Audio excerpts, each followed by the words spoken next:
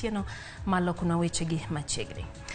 Jalo jatend piny Kenya Gachagua Medo dhi mbele gi siro paro mar chik mano makoro medo osuru kata geto medo osuru e pacho ka kowacho ni makende yo mibiro tiko godo chenro mag dongruok mosebedo kochung' kuom thuolo malach e pacho ka.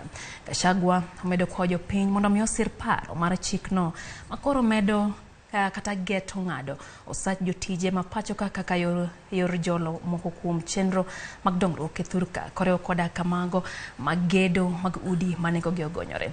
Bende omedo wacho ni piny owacho mana Kenya Kwanza noyudo ka bengi mar piny Kenya otuo kama gino mowacho ni oseywayo gi e chopo kare moko kuom singo mane gimiyo ng'ana Jokenya. Gachagua ne wuoyo dala jaod bura ma Imenti Kirima Shine kama notimo e limbe.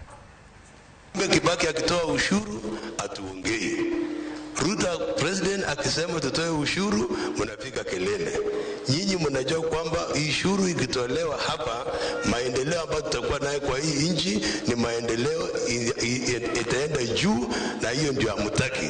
The only thing we must demand from this government without blinking.